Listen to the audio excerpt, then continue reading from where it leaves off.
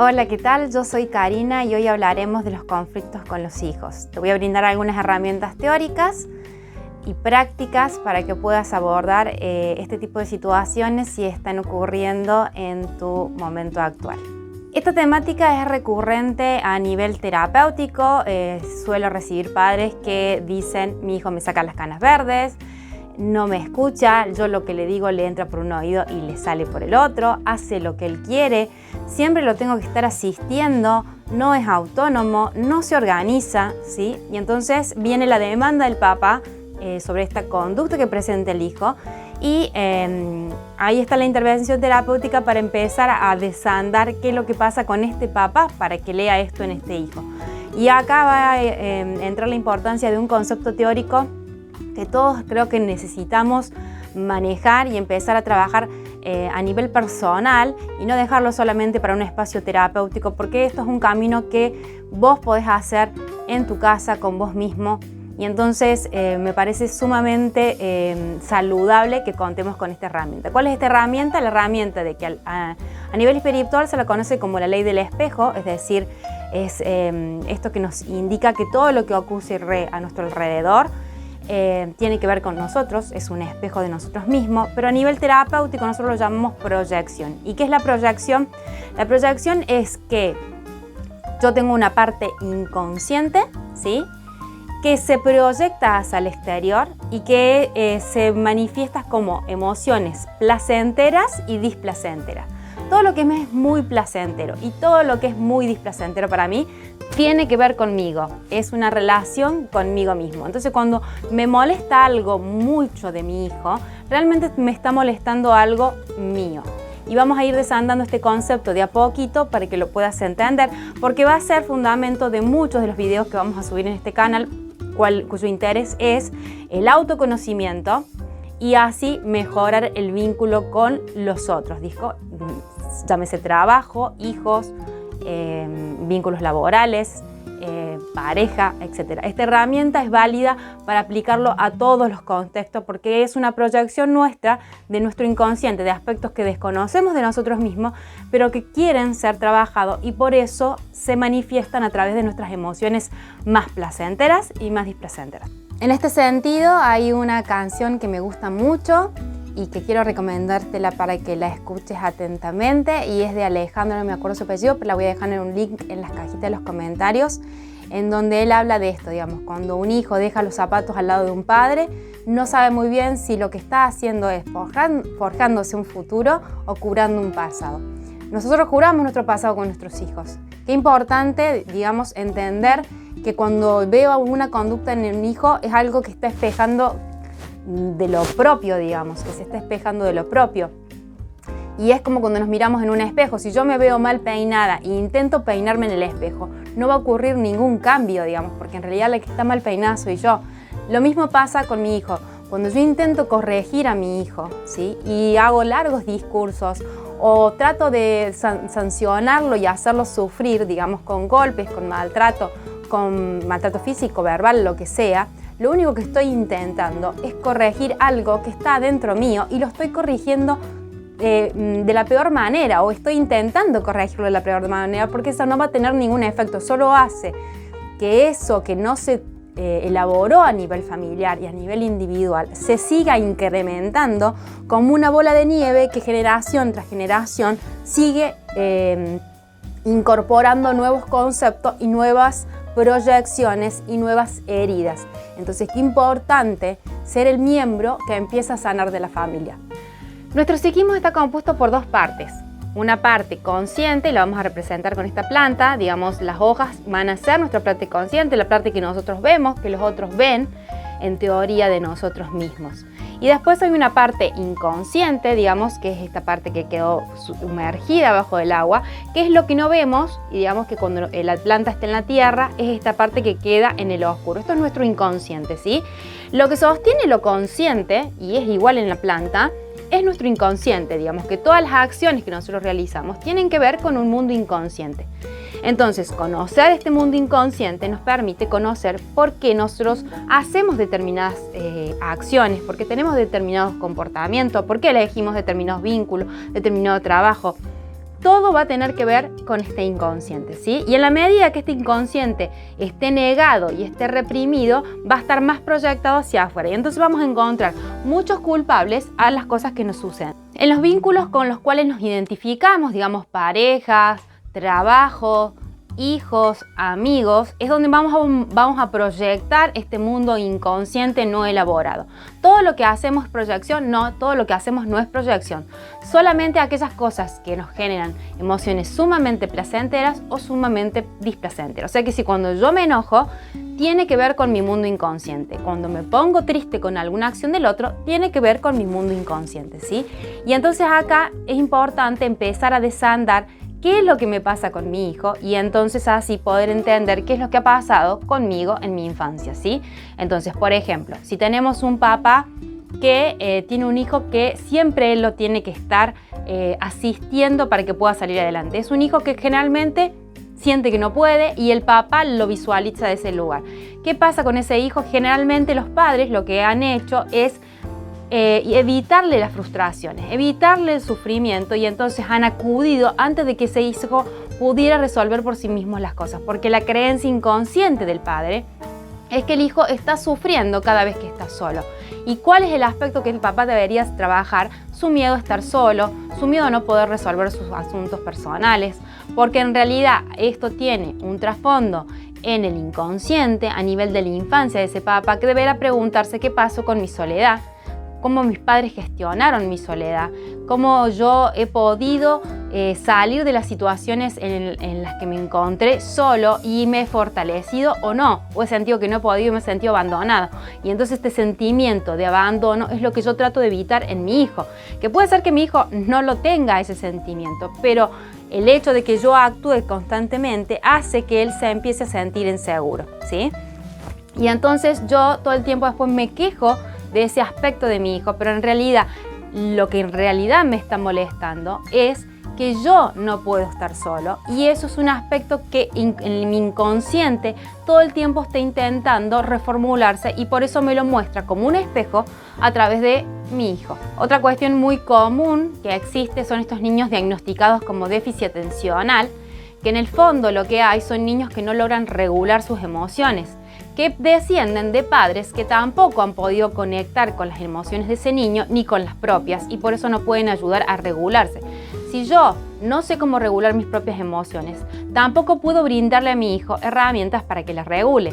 Y en mi infancia seguramente también no se hizo nada con mis emociones, nadie me preguntó qué me pasaba, nunca se me ayudó a trascender esas emociones dolorosas y no carezco de herramientas, pero volver a la infancia es doloroso porque implica revisar esas cosas que nosotros sufrimos, ¿sí?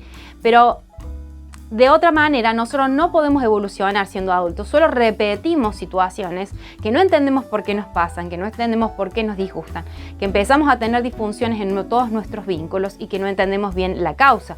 Y tiene que ver con este mundo inconsciente que ha quedado reprimido e ignorado y entonces volver hacia la fuente, volver hacia nuestra infancia es lo que nos va a ayudar. Otra consulta muy general son niños temerosos a aprender, con miedo a equivocarse y entonces se detienen en sus aprendizajes porque aprender es equivocarse. Siempre vamos a estar cometiendo errores de los cuales nosotros aprendemos, pero si en nuestra familia el error está muy negativizado y lo que tiende es a evitarse el error por miedo a la frustración que genera equivocarse, porque hay una autoestima débil que no soporta el error, que no soporta la crítica, entonces se va a tender a evitar que el niño se equivoque y entonces se va a tender a darles discursos de cómo él debe ser, pero sin dejarlo equivocarse.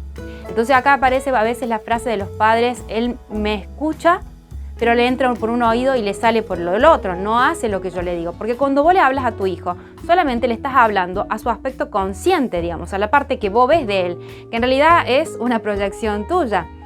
Lo que tu hijo está absorbiendo en su inconsciente son todas esas cosas que no decís, pero que actúas, digamos. Si yo le digo a mi hijo que tiene que tener confianza en sí mismo, pero cada vez que lo veo en problemas lo asisto, inconscientemente le estoy transmitiendo la creencia de que él no puede solo. Por más que para mí esto yo lo termino justificando en que yo lo amo tanto que no quiero que sufra. En realidad no. Tu miedo te hace, desde tu parte consciente, justificar tu acción, porque sí hay un amor, pero un amor que te ha faltado hacia tu propio error, digamos, hacia tu propia frustración, y es ahí a donde hay que volver. Entonces preguntarse qué pasaba cuando yo me equivocaba en casa, cómo me trataban mis papás, qué decían de mis errores, qué cosas me ayudaron a salir de mi error, qué herramientas me dieron y cómo yo hoy día visualizo los errores de mis hijos y del resto de las personas. Soy tolerante, soy intolerante, me enojan, me molestan, me disgustan. Entonces, bueno, ahí hay mucho, digamos, para preguntarse y para reflexionar sobre uno mismo. Serían muchos los ejemplos que podríamos dar y yo solo tiro, digamos, algunos ejemplos al azar que me resultan muy comunes y que hoy día, digamos, mientras estoy grabando este video, vienen a mi memoria. Pero hay infinidad de ejemplos que podríamos dar de cosas muy simples que pueden llegar a obturar el proceso de evolución de nuestro hijo y que tienen que ver con cuestiones nuestras. Voy a poner un ejemplo que es muy personal, pero para que se entienda. Por ejemplo, cuando yo era chica, lo que una vez mi mamá me dijo fue: herís con tus palabras. Es preferible que des una cachetada. En mi familia estaba legitimado la violencia, digamos, se les pegaba a los chicos para que aprendieran, entonces estaba legitimada la violencia, pero las palabras podían ser muy hirientes y ese era el concepto familiar. Había muchísimas fallas en la comunicación a nivel familiar y hubo muchas peleas y muchas rupturas familiares por no hablar de cosas que nos dolían, digamos. Evitar esas conversaciones incómodas. ¿Y qué pasó? Que yo por mucho tiempo me mantuve callada, digamos. Hasta que llegué, porque veía en la palabra, digamos, a nivel inconsciente, un arma muy peligrosa que podía herir a otros y que me podía desvincular de todo cariño, digamos. Entonces tenía como un peso muy fuerte para mí la palabra. ¿Qué pasó en mi evolución? Es que yo entré a estudiar psicopedagogía. Entrando en psicopedagogía no era de la que participaba, tenía muchísimas ideas, pero no me animaba a vencer ese miedo a que cuando yo hablara generara un impacto en el otro que yo no pudiera controlar, digamos. Algo que yo no había podido calcular, al otro lo hiriera mucho, había generado en mí esta creencia de que la palabra puede tener un impacto en el otro que yo no puedo controlar y que a la vez no es el que yo intencione. Con el tiempo me fui dando cuenta que lo que yo digo y le duele al otro son dos cosas diferentes, porque a veces lo que yo digo convoca algo del mundo inconsciente del otro que lo interpreta de una forma que no tiene nada que ver con lo que yo dije, pero que le es doloroso porque le está tocando heridas inconscientes, ¿bien? O le está tocando esta dificultad que tiene para comunicarse. Entonces no tiene que ver con la acción que yo hago, tiene que ver con el otro. Primer punto que yo entendí a partir de formarme como psicopedagoga. Y un día en una clase una profesora dijo: si ustedes no se animan a participar, ¿cómo van a trabajar con un paciente que no se anima a vencer su miedo, a dar una exposición oral, a plantearse frente a otro y argumentar lo que le pasa, a abrirse sobre sus emociones? ¿Cómo van a trabajar si no han podido trabajar su miedo? Ustedes son su mejor herramienta. Y entonces ahí yo entendí lo importante que era vencer este miedo a que la palabra, a lo que yo digo, pueda causar un impacto irreparable en el otro. Todo se puede reparar, incluso la infancia más traumática se puede reparar. Cualquier palabra que te hayan dicho se puede reparar. ¿Y cómo lo hacemos? Yendo a nuestro mundo inconsciente. ¿Y qué hacemos con eso? Lo reformulamos. Para mí en este momento fue empezar a pensar que la palabra también podía sanar, podía herir y podía sanar. Y entonces esta reformulación de mi concepto, digamos, de lo que es la palabra, hizo, digamos, mi herramienta más importante a nivel terapéutico, tanto para mí como para otros pacientes que a veces me escuchan y se sienten identificados con aquello que yo marco a través de la palabra. Entonces miren qué importante que es reformular un aspecto que pudo haber sido negativo y que pudo haber anulado todo mi desarrollo como persona. Y esto no quiere decir que estoy culpando a mis padres, digamos, mis padres transmitieron lo que ellos creían que era lo mejor para mí. Me dieron una herramienta que para ellos había sido válida, les había permitido sobrevivir. Porque en realidad en una familia donde hay violencia, el hablar es peligroso. ¿Por qué? Porque puede determinar que el otro se enoje y te pegue. Entonces, entender desde qué contexto también mis padres lo hacían, digamos, y que para ellos puede haber sido en algún momento para mí visto como algo, porque para mí en algún momento puede haber sido visto como algo doloroso, reformulado, es algo que yo puedo comprender e integrar dentro de mi propia familia, de lo que fue mi historia y de lo que hoy yo quiero ser y dejar en herencia para las próximas generaciones. Entonces, ir a nuestro mundo inconsciente, reformular aquello que nos pasó, va a ser sumamente importante para crecer y desarrollarnos como personas, para vincularnos mejor con nuestros hijos, con nuestra pareja, con nuestros amigos. ¿Y cómo iniciamos ese trabajo? Bueno, haciendo una lista de lo que nos molesta. Todo lo que me molesta de mi hijo en realidad tiene que ver conmigo, ¿sí? Y entonces así decir, bueno, si me molesta esto, ¿por qué me molesta? ¿Qué tiene que ver conmigo? ¿Qué tiene que ver con mi infancia? ¿Cuándo yo me sentía así? ¿Qué concepto yo tengo para el hijo mayor, el hijo menor? ¿Qué es ser buen hijo? ¿Qué es ser buen padre? ¿Qué es la comunicación? ¿Qué es el amor? Empezar a preguntarnos por conceptos que pueden ser muy abstractos. Implica ir a una cadena de acontecimientos, como yo les contaba, en relación, por ejemplo, a la palabra. ¿Qué es para mí la palabra? ¿Qué es para mí hablar? ¿Qué es comunicarme? ¿Sí? Entonces, bueno, desandar ese camino nos permite sanar nuestro pasado, reformularlo y tener herramientas para vincularnos con nuestro entorno de una manera mucho más saludable. Así que bueno, esto ha sido todo por hoy. Espero que en algo te haya resonado, que te haya gustado y nos vemos en la próxima.